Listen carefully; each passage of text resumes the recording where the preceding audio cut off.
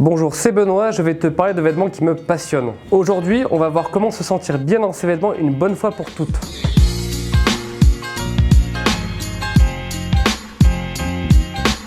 A priori, c'est pas trop difficile, mais je suis sûr que tu as dû déjà te justifier du prix de tes vêtements, ou que parfois tu as dû ressentir un décalage entre la manière dont toi tu t'habilles et ce que tu ressentais, ou plutôt la situation dans laquelle tu étais. Ah oui, j'aborderai aussi le point très délicat de s'habiller pour plaire à la gente féminine, et aussi à la gente masculine d'ailleurs. Alors premièrement, ma règle d'or personnelle. Rien ni personne ne doit t'empêcher de t'habiller comme tu le souhaites, à part évidemment hors contexte professionnel. Tu peux pas arriver en tongs et en short si tu travailles en banque, on est d'accord. C'est ton droit le plus légitime, ton besoin le plus valable de vouloir porter des bottines quand quelqu'un d'autre a décidé que tu devais porter des Richelieu ou des sneakers. Pareil, si tu veux porter une chemise et qu'une autre personne te dit bah non, moi je veux que tu portes un t-shirt. Alors par contre, il faut prendre tes responsabilités et assumer la réaction des autres. Par exemple, ne t'étonne pas si on comprend pas très bien ta tenue techwear, si on confond ta veste acronyme avec une veste quechua, ou si jamais on dit que tu as un style un petit peu bizarre alors que t'es habillé en dark et que t'es à l'anniversaire de ta petite sœur qui fête ses 15 ans. Si tu assumes ton style, tu dois aussi assumer la réaction qu'il peut provoquer. Les gens ont tout à fait le droit et la liberté de ne pas comprendre ta tenue. Et évidemment, à toi de faire de même, à savoir respecter les choix vestimentaires de chacun. Parce que même en 2017, j'entends encore des histoires affreuses de mecs qui décident comment leurs copines doivent s'habiller. Alors deuxièmement, le sujet très important du prix de tes vêtements et de la réaction de ton entourage, on a eu vraiment beaucoup de questions là-dessus. Ma position, elle est vraiment simple et elle est assez radicale. Tu n'as jamais à t'excuser ou à te justifier de dépenser l'argent que tu veux dans tes vêtements. Tout comme je pense, tu ne te permettrais jamais de juger ton ami qui va dépenser 500 € dans une carte graphique, dans une console de jeu, dans un beau vélo. Bon, tu m'as compris. Et je trouve que depuis quelques temps, on stigmatise un peu trop ce qu'on appelle les geeks du vêtement. Mon propos est très clair et très radical là aussi. Tu as tout à fait le droit d'avoir pour passion le vêtement masculin, tout comme d'autres sont passionnés par la peinture vietnamienne ou l'ogyuotaku. C'est vraiment tout bête ce que je vais dire, mais assumer et revendiquer en toute sérénité ta passion pour le vêtement, finalement, c'est peut-être ça le moyen le plus simple pour se sentir bien dans tes vêtements. Pour que ça soit plus clair et concret dans ta tête, on va faire une petite mise en situation. Alors quand on te dit 130 € pour une chemise, mais t'as complètement perdu la tête. Quand tu entends ça, c'est le moment de travailler ton empathie et ta bienveillance. Qu'est-ce qui te fait penser que c'est trop cher et pourquoi t'as décidé que c'était un prix indécent ?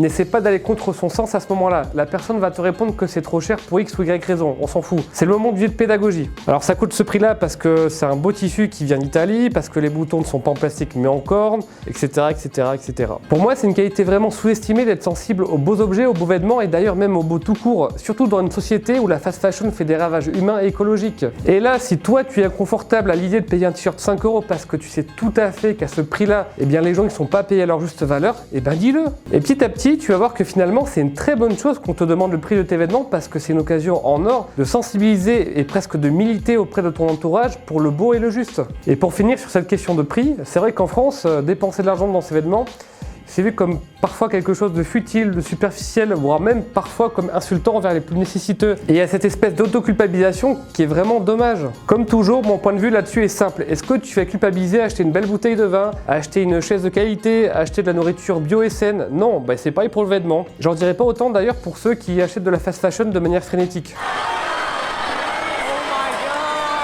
Troisième point, la validation des autres. C'est comme la muscu, quand tu vas poster une photo de toi, tu auras toujours plein de personnes pour t'encourager, mais tu auras aussi toujours une petite poignée pour te dire que tes pectoraux ne sont pas assez symétriques, que tu n'es pas assez sec, quand bien même tu aurais fait des progrès. Le parallèle avec le vêtement, c'est que le moment où tout le monde ou absolument vraiment la terre entière te dira que tu as un style de ouf, il n'arrivera jamais. Donc ne l'attends pas et trace ta voie. Et pire encore, plus tu mettras des choses pointues, plus tu vas diviser et peut-être même que certains seront totalement indifférents à tes nouvelles pièces. Mais finalement, c'est une bonne nouvelle, c'est un peu la médaille du revers parce que ça va t'obliger à t'habiller pour toi avec ce qui te plaît à toi. Et c'est là où ton style va vraiment super bien évoluer parce qu'il sera en parfaite adéquation avec tes goûts à toi. Si vraiment tu as peur d'un changement trop rapide dans le regard des autres, mets tes nouveaux vêtements petit à petit. Par exemple, ne débarque pas avec un total look que tu as tout acheté la veille. Tu peux mettre ton nouveau pantalon avec tes vêtements d'avant, puis le surlendemain ça va être tes chaussures, etc., etc. Quatrième point, le vêtement n'est pas une pilule magique. Alors oui, mieux s'habiller peut être l'un des moyens les plus rapides et faciles de changer. Mais ça ne va pas t'apporter la gloire, la richesse et un sex appeal surnaturel. Une belle chemise, ça va pas te rendre moins timide. Ça peut te mettre un peu en confiance pour le faire, mais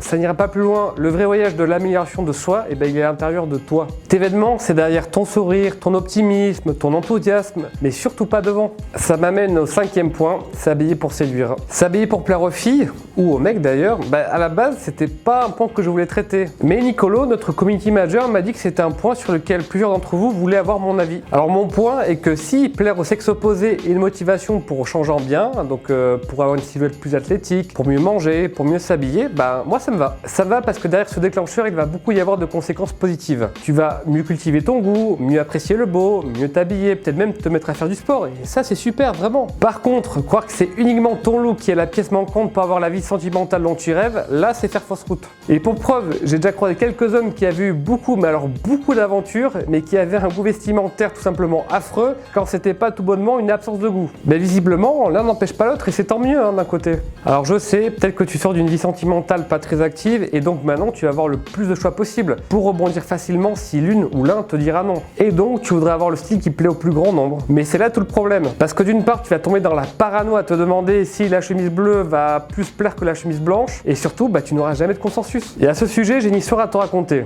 Il y a quelques années, j'étais en soirée d'un pote, j'étais habillé avec une chemise et un blazer, un peu comme ça d'ailleurs aujourd'hui, et je me parle à deux filles. L'une me fait un compliment sur ma chemise, elle dit que j'ai un style assez élégant, assez classe, tandis que l'autre lui répond, l'interrompt et dit « Ah non mais attends, mais ça fait trop banquier, c'est trop triste comme style ». Et je crois que cette petite histoire illustre bien le fait que le style universel qui plaît à tout le monde, ça n'existe pas tout simplement. Quand tu auras une tenue street et là tu vas te dire « Ouais c'est bon, ça fait cool, ça fait décontracté », peut-être certaines ou certains diront que ça fait un peu trop ado. Quand tu seras habillé de manière plus élégante, certaines et certains penseront « Ah c'est un peu triste, c'est un peu austère ». Et quand tu diras « Je m'habille le plus sobre possible pour être le plus passe-partout », on pourra penser que tu as une tenue qui manque totalement de personnalité. Du coup, la seule chose que tu peux faire finalement, c'est t'habiller vraiment pour toi, avec vraiment ce que tu veux exprimer, vraiment ce que tu veux montrer. Quand ton style est parfaitement aligné avec ce que tu es, c'est là où il se passe un truc. Là, il y a du charisme, là, il y a du charme, là, tu es séduisant. J'aimerais te donner un dernier conseil pratique pour la fin. Si tu commences tout juste dans l'apprentissage du style, je te conseille de te tourner vers le style casual chic, à la fois élégant et décontracté. C'est un style très simple à prendre en main, qui passe partout dans toutes les occasions, que ça soit pour un premier rendez-vous ou pour un déjeuner avec la belle famille. Pour le coup, tu t'y sentiras bien très facilement et c'est l'ADN de marques comme Drapeau Noir, Lee Adams, Édition MR, Commune de Paris, North Project, enfin bref, toutes les marques qu'on cite assez régulièrement sur Bonne Gueule. Voilà, cet épisode est terminé. Si ça t'a plu, mets un pouce bleu et partage ton avis en commentaire. Et n'oublie pas de t'abonner pour ne rien rater. Et moi, je te dis à très bientôt pour un épisode plus concret, plus illustré, c'est promis.